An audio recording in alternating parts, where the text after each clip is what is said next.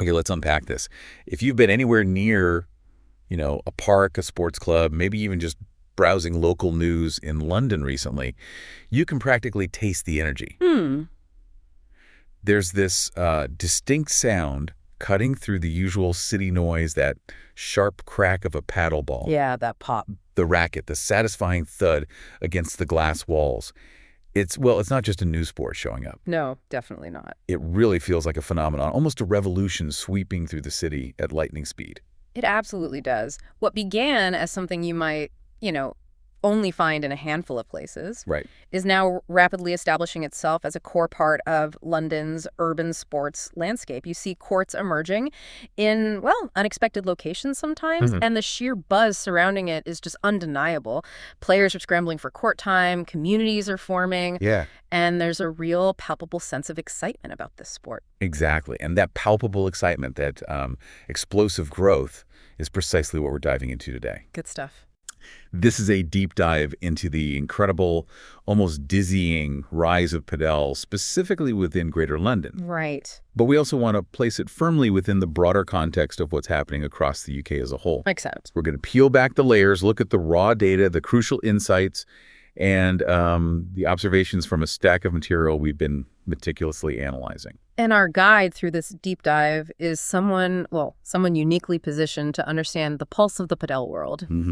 We're drawing heavily from a comprehensive survey and detailed reports, specifically analyzing the London padel scene, and these were authored by Minter Dial. Okay. Now, Minter is not just an observer. He's deeply embedded in the sport. Yeah. He's the insightful host of the Joy of Padel podcast. Oh, yes. Where he explores the culture and passion driving padel forward. And he's also the co-founder of Pango. Pango. Yeah, it's an innovative new padel app for players, apparently launching in autumn 2025. Oh, interesting. So we're essentially exploring the landscape through the lens of someone who really lives and breathes this sport, both, from a community perspective and a commercial one. Right. So we're here to unpack his findings, his data, to get a true picture of what this padel boom actually looks like on the ground in London. Let's do it. Our mission today is, it's ambitious but clear. We want to truly grasp the sheer scale of this growth. How many courts? How many venues? The big numbers. Exactly. We want to figure out where these courts are most concentrated across the city. Are there clear padel hotspots emerging? We need to identify areas that are sort of ripe for future development. Where's the growth likely heading next? Important question. We'll dive into the landscape of clubs and, critically, how you actually get on a court, looking at the whole digital booking ecosystem. Right, the practicalities. We'll touch on the economics that are fueling this rapid expansion.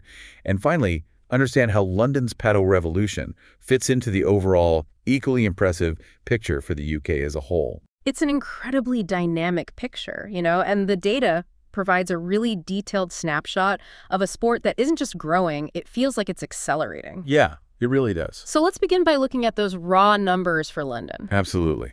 So let's start with the headline figure. As of June 2025, based on the data in these sources, what's the number that just screams, padel has arrived in London? The headline figure, the one that really encapsulates the scale of what's happening, is 166. 166. There are now 166 padel courts operating within the boundaries of Greater London. 166 courts. That is, wow, that's a substantial number by any measure for a sport that felt relatively new just, a few years ago. It is, and importantly, this isn't just one or two massive complexes skewing the numbers. Right. These 166 courts are spread across 42 different venues throughout the city. 42 venues. Yeah, and that doesn't even count the private courts people might have built at home, Yeah, the home courts. Which are also increasing, but they're not part of this public or club-based infrastructure count we're looking at. 42 different places you can pick up a racket and play padel in London. That really shows how ductily the sport is embedding itself, doesn't it? Across different communities, different areas. Definitely. London genuinely has caught padel fever, and these numbers really underscore that this is far from some fleeting trend. They are, as Minter Dial emphasizes in the material, pretty staggering figures, particularly when you consider the pace, the speed at which this infrastructure has been built out. Okay, now, living in London, or anywhere in the UK really, weather is always a factor, isn't it? Especially for outdoor sports. Always. The sources provide a critical breakdown of the indoor versus outdoor court split. What does that look like right now? So the current split is 73 indoor or covered courts compared to 93 outdoor courts. 93 outdoor. Okay, so slightly more outdoor courts at the moment. Let's put that in percentage terms just to really see the balance. Yeah, that translates to approximately 44% of the courts being indoor or covered. Right, 44%. And the remaining 56% being outdoor. 56% outdoor. Given our climate, that immediately brings up a pretty significant point about consistent playability throughout the year, doesn't it? It really does. And Minter Dial is quite pointed about this observation in the sources. Yeah. He notes that playing padel on wet, slippery courts with, wet walls that don't give you the correct rebound, it's just not a good experience. The reliance on wall bounces is so fundamental to padel. Totally. It's half the game. Exactly. And rain just completely changes the dynamics, the feel, and frankly, the enjoyment of the game. Yeah, that strategic use of the walls is half the fun and, well, the complexity of padel. You lose that. Precisely. So based on his experience and understanding of the game and the UK climate, his personal view, his druthers, as the source puts it. His brothers, okay.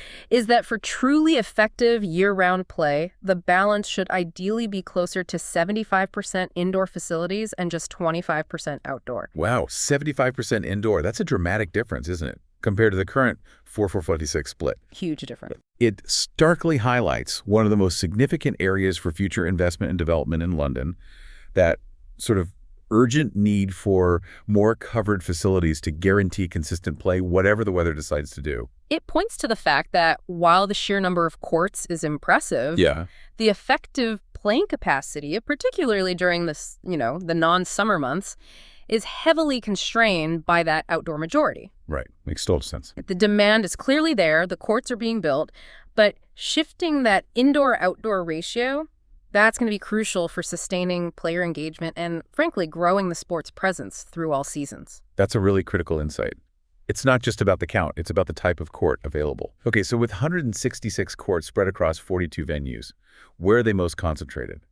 Are there specific venues or locations leading the pack? The ones with the most courts. The sources aptly describe these as the padel powerhouses. Yes, there are definitely a few venues that stand out, acting as these major hubs for padel activity. Leading the count are two locations, both boasting an impressive 12 courts each. 12 courts at a single location that's pretty substantial. Where are these powerhouses? The first is Rocket Padel Ilford, situated in the IG1 postcode that's in the borough of Redbridge. Okay, Bridge. And what's particularly notable about this venue is that all 12 of its courts are indoor. All indoor? Wow. Yes, which aligns perfectly with that desire for guaranteed all-weather play we were just talking about. It even includes 2 dedicated singles courts, which is interesting. That format seems to be gaining traction alongside the standard doubles courts. All indoor courts, so that's a smart move, isn't it? Directly addressing that climate challenge. Precisely. The second powerhouse is Rocks Lane Chiswick, located in the W4 area, that's West London. Chiswick, okay. This venue also offers 12 courts, but it's a mix. 4 are indoor and 8 are outdoor. Ah, okay, a mix there. And they also include 1 singles court in their setup. So, Rocks Lane Chiswick has the joint highest total court count, but Rocket Padel Ilford currently holds the title for the most indoor courts at a single London venue. That's correct. Just slightly behind these two leaders, you've got Social Sports Society Brent Cross in NW4. They offer 10 courts, making it another really significant hub. 10 courts, yeah. And rounding out the top tier of venues is Stratford Padel Club in E15 with 9 courts. Stratford Padel Club, right near the Queen Elizabeth Olympic Park. That whole area has seen massive regeneration, hasn't it? It really has. And padel feels like a very modern, dynamic sport to be located there. Fits the bill. It fits the vibe perfectly, yeah. Stratford Padel Club is also highlighted in the sources as having a bit of a reputation for high-level competitive play. Oh, real? Apparently, they even have a system where players might need to be evaluated by a certified coach to determine their playing level. Interesting. It suggests a focus on developing serious players alongside, just providing facilities for general play. That's definitely a sign of a sport developing structure and pathways, isn't it? Not just purely recreational fun. Yeah. Okay, so beyond individual venues, are there specific operators who are building out the most courts across London? controlling multiple sites. Yeah, when you look at the operators running multiple venues, Rocket Padel emerges as the current leader in London by total court count. On Rocket Padel again. They operate 21 courts across their London sites. 21 courts. And you mentioned earlier, all of Rocket Padel's London courts are indoor. Yes, that's their strategic focus in the London market, according to the sources, directly addressing the weather challenge. Makes sense. Minter Dial even mentioned that he had Rocket's co-founder, Seb Gordon, on the Joy of Padel podcast. Oh, right. Which probably provides some valuable insight into their expansion strategy and philosophy. Another significant operator is Game 4 Padel. Game 4 Padel, okay. They run 5 clubs in Greater London with a total of 18 courts. Their portfolio includes a mix, though 5 of those courts are indoor or covered. So Rocket Padel is leaning heavily into the indoor market, while Game 4 Padel has a more diversified approach with a mix of indoor and outdoor courts. Exactly. These different strategies kind of reflect how operators are positioning themselves to capture different segments of this growing market. Let's talk about court density. How does the number of courts stack up against the population in different areas? The sources provide a couple of really interesting examples that illustrate a key point. Yeah, this is where the data reveals some fascinating nuances. If you use Redbridge, the borough where Rocket Padel Ilford is located, as an example, it has roughly 310,000 residents. Just having that one mega venue with 12 courts gives Redbridge a density of about 3.9 courts per 100,000 residents just from that single club. Right, so that one big club makes a notable impact on the borough's density figure. It's a solid baseline contribution from one location, yeah. Okay, so how does that compare elsewhere? What about Hammersmith and Fulham? Right, now if you look at Hammersmith and Fulham, the borough where Minter Dial actually lives, the density appears much higher on paper. Including both public and private club courts, Hammersmith and Fulham has a relatively robust density of 8.1 courts per 100,000 residents. 8.1, wow. The sources note this is actually the highest density anywhere in London. So Hammersmith and Fulham has significantly more courts per capita than Redbridge. Yeah. That should make it much easier to book a court there, right? More supply relative to the number of people. And this is where that crucial sort of counterintuitive nuance comes in. It links right back to our earlier point about indoor versus outdoor. Ah, I see where this is going. Despite having the highest court density on paper, 12 of the 15 paddle courts in Hammersmith and Fulham are outdoors. 12 out of 15 are outdoor. Ah, the weather strikes again. Precisely. This fact dramatically reduces the effective availability of courts, particularly during large parts of the year in London. Yeah. Think about it if it's raining heavily or even just damp.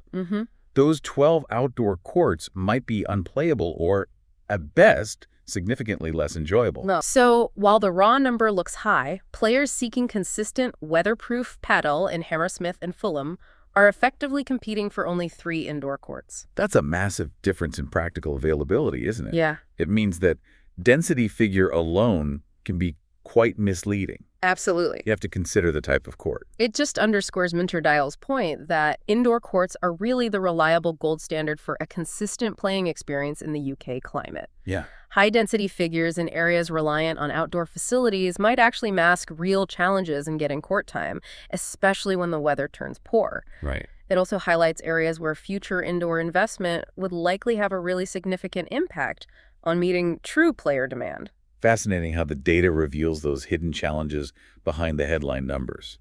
Okay, let's talk about actually getting on one of these courts. Padel seems to have landed firmly in the digital age, hasn't it? With pay-and-play models really facilitated by technology. It really has. The ability to easily find, book, and crucially pay for courts via apps, that's been a major enabler of Padel's rapid growth. It aligns perfectly with modern consumer habits, you know? People expect that convenience. Totally. So which apps are currently dominating the booking landscape in London? Based on the sources, who's winning the app war?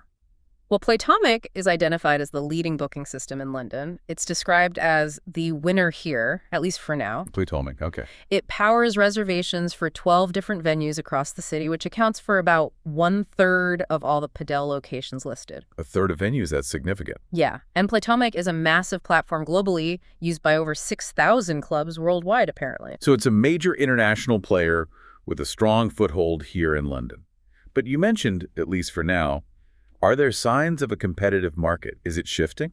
Yes, the sources do note that despite its dominance, Playtomic has reportedly lost some key London clients, Oh, interesting. including some Rocket Padel locations, for example.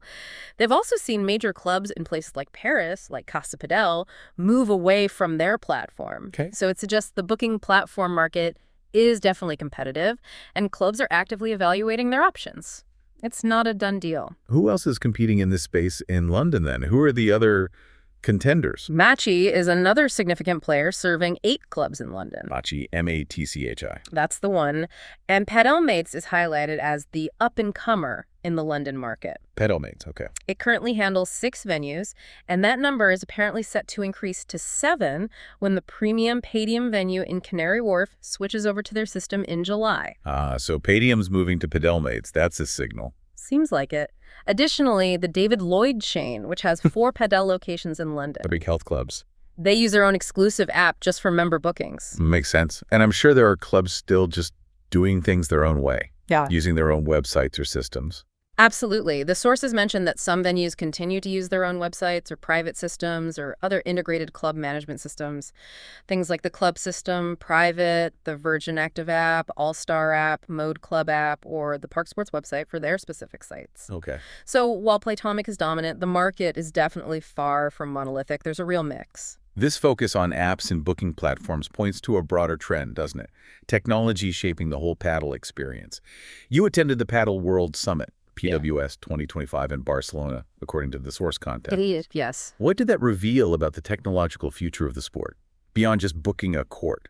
Well, the PWS was a clear signal that the paddle world isn't just building courts, it's actively attracting significant investment into innovation across many areas. It's really about enhancing every aspect of the player experience and the club experience, too, through technology. What kind of innovation were they showcasing there? What caught your eye? A major theme was artificial intelligence, AI. AI in Padel. Yes. The sources specifically highlight that over 15 initiatives presented at the PWS directly involved AI technology. 15. Wow. And this isn't just theoretical stuff. It's being integrated into real-world applications. Okay, so AI in Padel. Yeah. What does that actually look like on the court or in the club? How does it manifest? Well, it can take many forms. We're seeing things like AI-enabled cameras that can record, stream, and even automatically edit match footage.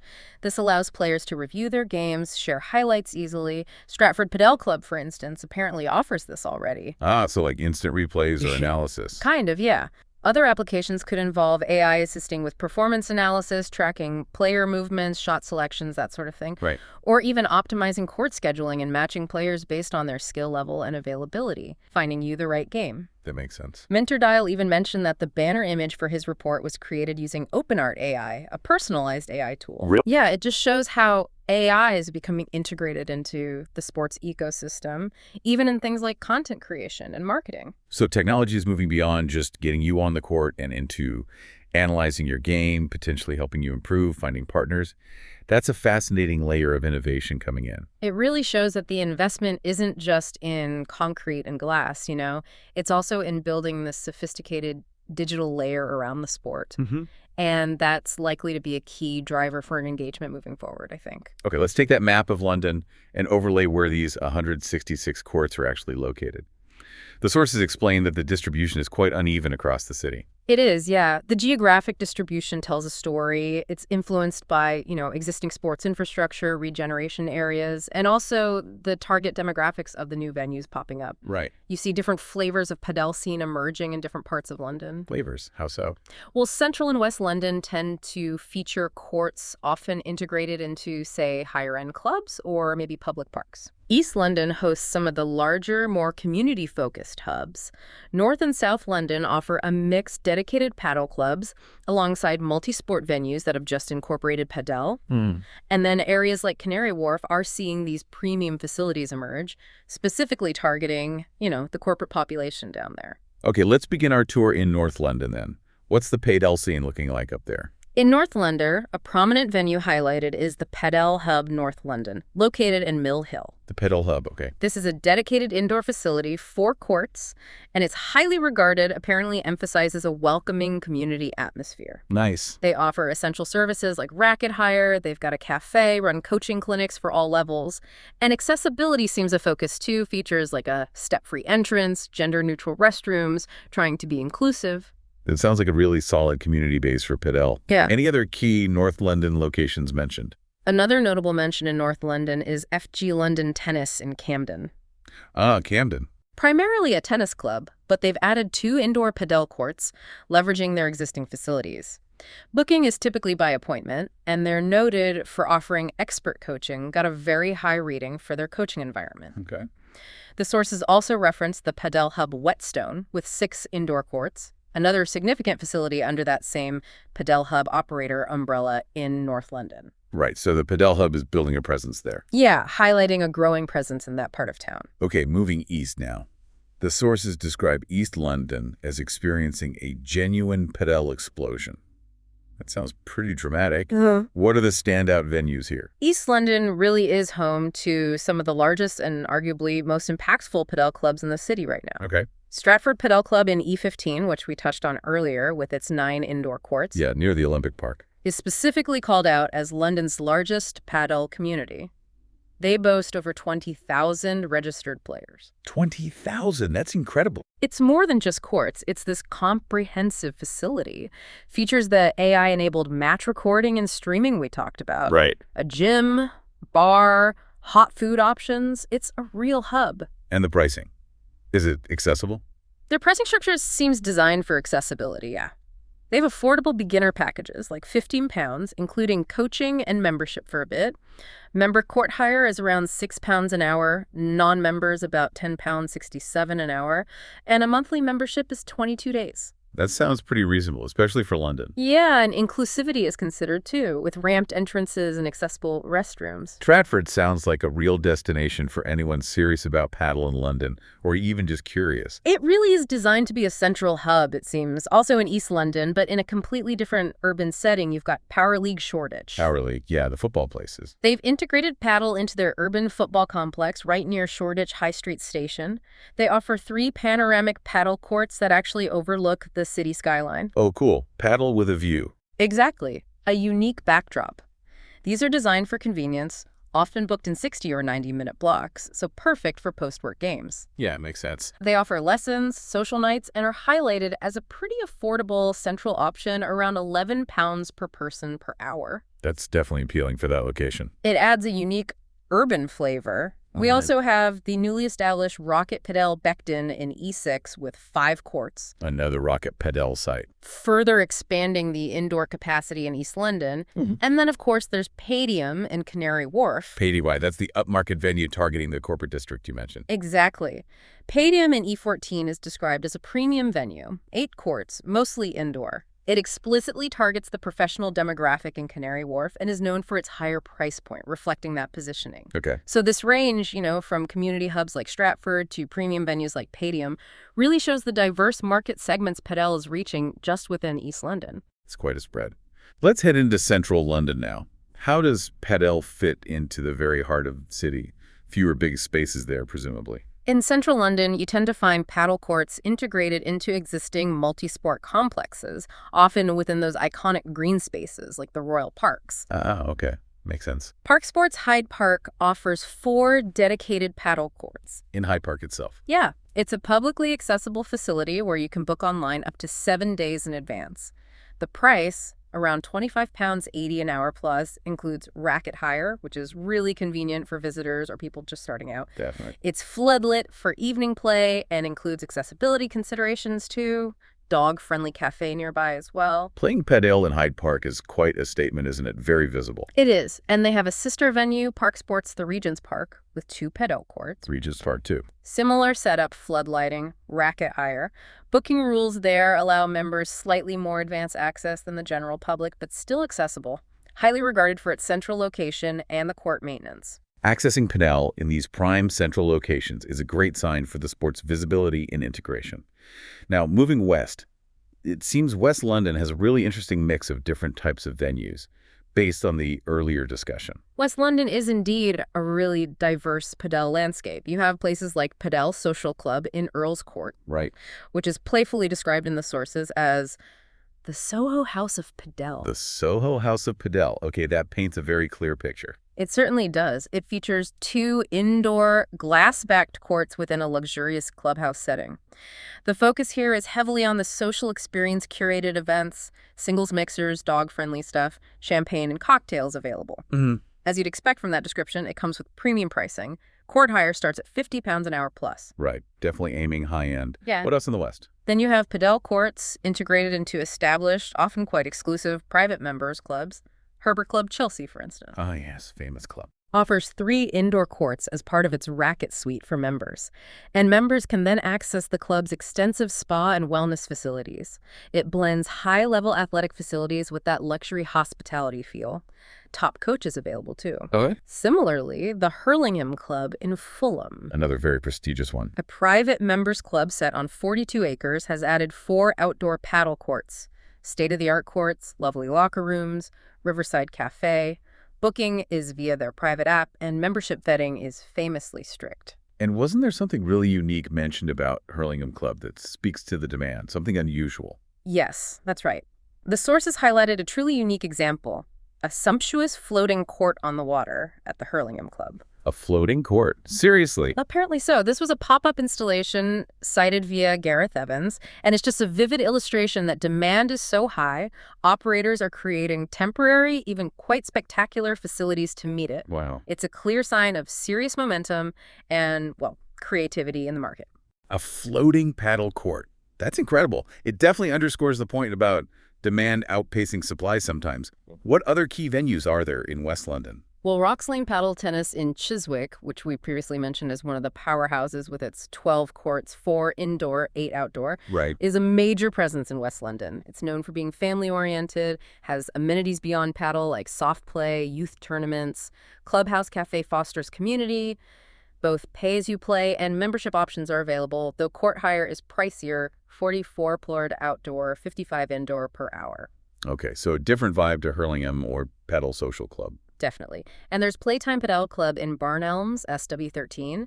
They offer 2 indoor courts and focus on professional coaching for all ages and abilities in an inclusive atmosphere.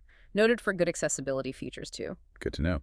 Moving south now, let's look at Southeast London. What's happening there? In Southeast London, Padel Box Bermondsey is highlighted as a key venue. Pedal Box, okay. It has 4 indoor courts located within the British Wharf Sports Complex in SE15. They offer pay-as-you-play access for non-members, but better rates are available through block bookings or memberships. Standard amenities like showers, cafe, free Wi-Fi are available, and the venue's noted for ground-level access and reserved parking. Sounds like a solid, practical option. And Southwest London seems to have quite a concentration as well. Southwest London is definitely a busy area for Paddledale. The Paddle Yard in Wandsworth, SW18, is a significant venue. The Paddle Yard. According to the main court list in the sources, it has 6 pedal courts in total, with 3 being indoor. The descriptive text mentions 3 indoor and 2 outdoor for 5 total, plus a pickleball court. Ah, okay. Slight discrepancy, maybe. Yeah, possibly just how things are counted or maybe recent changes. Sticking to the main list, 6 total, 3 indoor for consistency in our overall count. Makes sense. This venue has a vibrant bar area, craft beers, smoothies, coaching, equipment rental, open long hours, 7 a.m. to 11 p.m., and it actively promotes social play through mixers and ladies-only sessions. Good accessibility, too. A real social spot by the sounds of it, with the bar and mixers. Yes, definitely aiming for that community vibe. Also in Southwest London is the National Tennis Centre Padel at Roehampton, SW15. Right, at the LTA base. Exactly. Yeah. This is part of the LTA's high-performance training base and features 3 covered indoor courts. Interestingly, they're available for public pay-and-play bookings. Oh, the public can play there. Yes, at a rate of £30 per hour. Available 7 days a week, bookable up to 7 days ahead. It's great that the National Training Facility offers public access, though the sources note racket and ball rental requires registration with the LTA Advantage scheme. Still, playing where the pros train, that's quite a unique opportunity. Potentially, yeah. Finally, in SW London, there's Padel People in Wimbledon SW17. This operates just one indoor court within a hybrid fitness gym. Only one court. Yeah, but despite the single court, it's described as a very community-driven spot. Apparently, it leverages a WhatsApp network really effectively to connect players, especially ladies groups, and organize games and socials. Ah, interesting model. It shows that even smaller setups can build a strong, dedicated player base through that kind of community focus. Member court hire is around 22 plus per hour, accredited coaching available. It's really striking to see the sheer variety of venues across London, from these huge indoor complexes and courts in royal parks to integrated courts in gyms, private clubs, and then these fascinating pop-up locations like that floating court. That emergence of temporary or pop-up courts is a really compelling indicator, isn't it? Yeah. Venues like Padel Affair, which had a pop-up in West London, UB2, and previously even at Marble Arch. Marble Arch. And that floating court at the Hurlingham Club, they are clear signals that the demand for Padel is currently outstripping the supply of permanent courts in some areas or for certain events. Right. When the market is supporting creative, sometimes complex, temporary solutions like that, the underlying momentum is really serious. That leads us nicely into the economics then. Yeah. With all these courts and different types of venues, what does the pricing landscape actually look like across London? Is it expensive to play? Well, London's padel pricing definitely reflects the rapid commercialization and the diverse types of facilities available. The sources categorize it broadly into three main areas. Okay, what are they? First, you've got your public park pay-as-you-go options. Second, the pricing associated with those exclusive private members clubs. And third, hybrid models that mix membership benefits with pay-per-play rates. Right. Can you give us some examples of the actual price ranges? What are we talking cost-wise? Okay, so at the more accessible end, public park venues like the Park Sports locations in Hyde Park and Regent's Park typically charge between £25 and £30 per hour for a court. 25 to 30 pounds an hour. Yeah, and online registration is usually free, allowing you to book courts in advance. Racket hire often included too, as we said. That seems quite reasonable, especially for a central London location like Hyde Park. What about the premium end? The Soho House of Padel. Right. At the top tier are the rates you'd encounter at those boutique or private members clubs. Padel Social Club, Harbour Club Chelsea, the Hurlingham Club. Padel access here is often just one part of a broader, sometimes quite substantial membership fee. So the effective cost per hour, when you factor in the membership investment, can be significantly higher.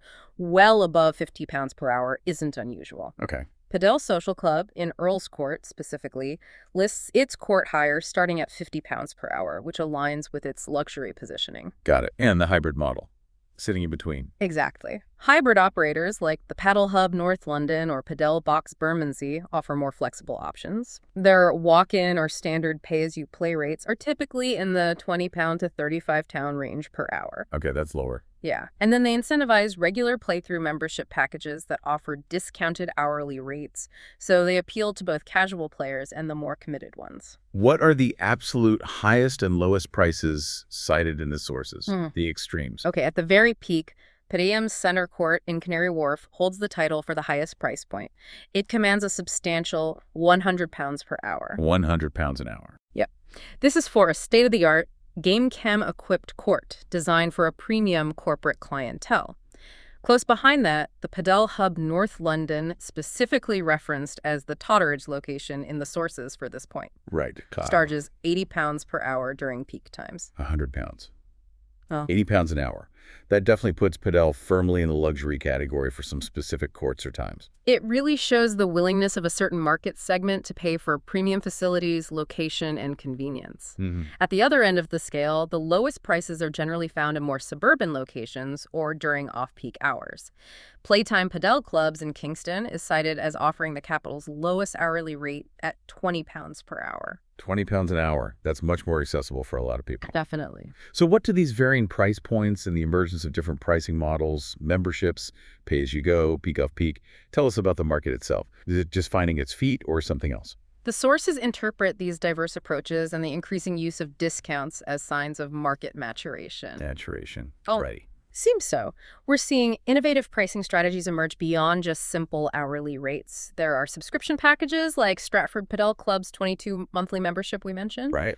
punch card systems, specific passes for youth players.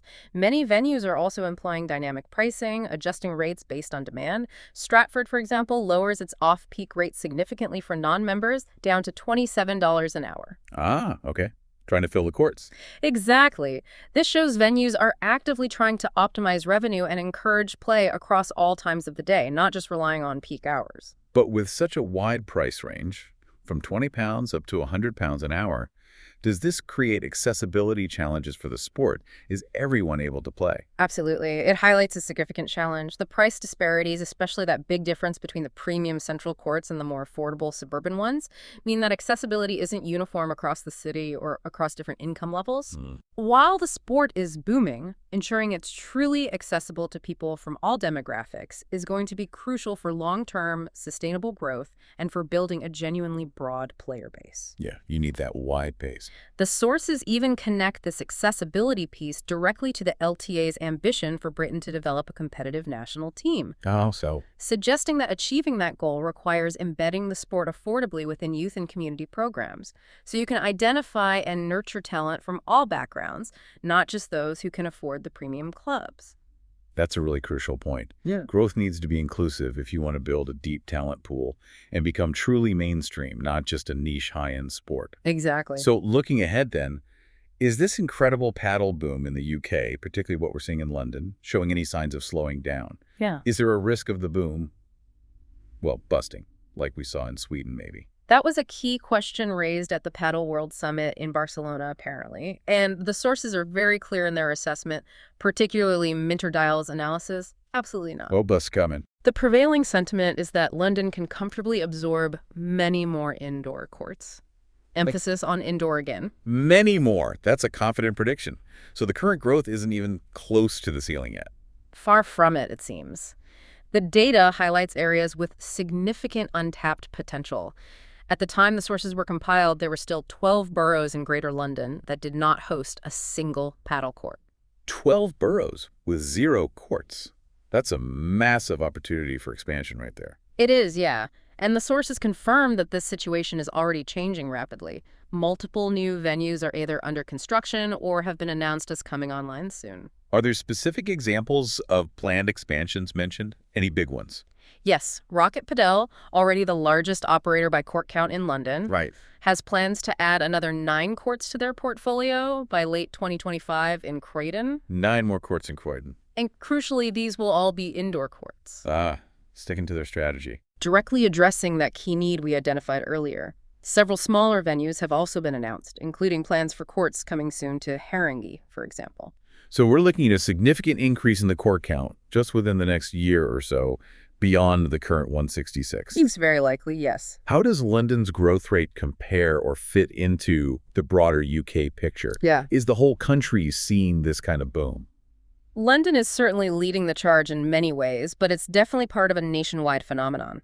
According to data from the LTA, the governing body for padel alongside tennis in the UK, Okay. there were 893 padel courts across 300 venues in the UK at the time the sources were compiled, just under 900 courts nationally. Almost 900 courts across the whole of the UK now. And what's the national growth rate looking like? How fast is that number increasing? It's incredibly fast. The UK has experienced a plus 56% compound annual growth rate in padel courts since 2021. 56% compound annual growth. Yeah, that means on average, the number of courts has been increasing by over 50% each year for the past few years. That is genuinely explosive growth on a national scale. Phenomenal. It truly is. It positions the UK as having one of the fastest paddle growth rates anywhere in the world right now. Wow. And it's translating into significant participation, too.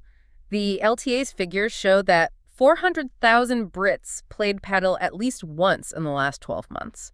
400,000 people playing paddle in a year. That's a substantial and rapidly expanding player base, isn't it? It really confirms the sport is moving well beyond a niche interest and into the mainstream consciousness. And there's a truly unique finding about the UK market that came out in the new Global Padel report from Playtomic, which was pre-released at the PWS. Oh, what did that global report say specifically about the UK? Something unique. Playtomic reported that the UK is now officially the world's most social paddle nation. The most social paddle nation. What does that mean exactly in practical terms on the court? Well, Pablo Caro, who's a co-founder of Playtomic, clarified this. He stated that Britain has the highest ratio of open matches to regular bookings seen anywhere worldwide. Highest ratio of open matches. So UK players are more likely to book a court and actively look for partners or jump into games that need players rather than just sticking rigidly to their fixed group of four. That's exactly the implication, yes. It suggests a particularly welcoming, open, and community-oriented culture among UK padel players. Interesting. They seem genuinely keen to mix, play with different people, and grow their network on the court, more so than in other countries, apparently. That really aligns with the sport's general reputation for being accessible and friendly, doesn't it? It really does. And how does the UK rank globally now in terms of overall activity? Where do we sit? According to that same Global Padel report by Playtomic, the UK is now the 5th largest paddle market globally. 5th largest. Yes, based on the sheer number of matches played. Considering that padel has been established in many other countries like Spain or Argentina for decades. Yeah. Climbing to the 5th position worldwide so quickly is a truly remarkable achievement. It just underscores the scale of the boom we're analyzing here. 5th largest globally. That's incredibly impressive. It really highlights just how significant this UK boom is on the international stage. Okay, with all this activity, these nearly 900 courts nationally, 166 in London, 400,000 players. What kind of revenue is this generating? Just in London alone, is it making money? Well, the sources provide a helpful back-of-the-envelope estimate for the booking revenues generated just by those 166 courts currently operating in Greater London. Okay, a rough estimate. Yeah, taking a pretty conservative approach, assuming maybe a 40% capacity utilization rate, meaning courts are booked 40% of the time they're actually available. Right. And using an average price per hour of £30. Which, as we saw, sits nicely in the middle of that price spectrum we discussed. Precisely. With those assumptions, the estimated total booking revenue just for London's paddle courts comes out to over £10 million per year. Over £10 million per year, just from court hire fees in London. Yeah. Not too shabby, as the source material dryly noted. Not too shabby at all. It definitely demonstrates that this rapid growth isn't just a participation story. It's also building a significant commercial ecosystem around it. Absolutely. It's attracting investment and generating revenue that can then, presumably, further fuel expansion and development. Okay, let's try and connect all these dots for you, our listener. We've delved into the striking numbers, the 166 courts, the 42 venues. We've looked at the geographic spread, the rise of booking apps and tech, the varying price points from 20 to 100 pounds, and this remarkable national context that places the UK as a global leader in growth and, fascinatingly, social play. What does this comprehensive picture mean for you, someone who might be curious about padel, maybe thinking of playing or already playing in London? Well, what emerges from this deep dive into Minter Dial's work, I think, is that London's padel scene is a truly dynamic, diverse, and rapidly evolving ecosystem. Yeah, dynamic feels like the right word. It's successfully balancing providing accessible options, often in public parks or those hybrid clubs, with offering really premium experiences in more exclusive venues. And all of this is increasingly powered by digital technology, from the ease of booking via apps like Playtomic or Padelma Days to the potential future integration of AI to enhance the game itself. It serves as a fantastic case study, really, for how a sport can move from being relatively niche to achieving significant mainstream traction. Through a combination of aggressive facility expansion, developing programming for all levels, beginners to advanced, and making smart investments in technology and community building. So why does all of this matter to you listening? Right. With 166 courts available right now, and that number clearly expanding rapidly, spread across 42 different venues and growing. Right. The simple fact is there are exponentially more options than ever before to find a place to play padel in London. Whether you're prioritizing the most affordable price point, looking for that 20-pound court, or seeking a premium high-end experience like Padium or Padel Social Club, or maybe you just need a court in a specific part of town. Want the certainty of indoor play regardless of the infamous London weather. Definitely aboard. Or you're looking for a particular community vibe, perhaps a club known for its social mixers or dedicated sessions for specific groups like ladies or beginners.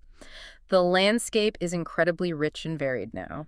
The diversity in venue types, pricing models, and booking systems means there is very likely an option out there that fits your needs, your preferences, and your budget. Right. But navigating this rapidly growing and diverse landscape does require understanding its contours, which is what we've aimed to provide today using Minter's insights. Right. Consider this deep dive your essential starting point, maybe your map to the London paddle revolution.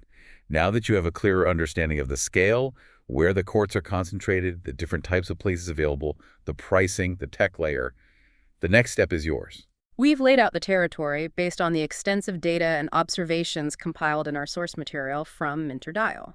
So thinking about your own situation, your location in London, your budget, the kind of playing experience you're looking for, are you focused purely on getting some exercise, maybe aiming for more competitive play, Right. or simply wanting a fun social activity? Uh-huh. Based on all of that, where might you start your search for a paddle court in London? Which area or type of venue feels like the best fit for your own paddle journey now you know what's out there? The possibilities are expanding almost daily, it feels like. This paddle revolution in London isn't just happening, it really is accelerating. It truly is a fascinating time for the sport in the city. So here is a final thought for you to take away and perhaps mull over. As this incredible growth continues, fueled by both private investment in places like Canary Wharf and these hybrid community models, how will the future balance play out? The balance between ensuring widespread public accessibility across all boroughs and the continued development of those premium high-end facilities can both thrive equally. And building on that, given the explosion of interest in technology, particularly AI, showcased at events like the Paddle World Summit and already appearing in some London venues, what will the next wave of technological innovation truly mean for your personal experience playing paddle in London in the years to come? Yeah. Will it transform coaching, matchmaking, or even just how you interact with the sport on a daily basis? Interesting questions for a sport that feels like it's sprinting into the future. We've taken a deep dive into the data and insights on London's booming paddle scene today, thanks to the comprehensive work compiled in our source material by Minter Dial. We hope this has provided you with a well-informed and engaging perspective on this really exciting phenomenon happening right across the capital. Until our next deep dive, maybe you'll find yourself experiencing that paddle buzz firsthand on a court somewhere in the city very soon. Enjoy discovering it for yourself.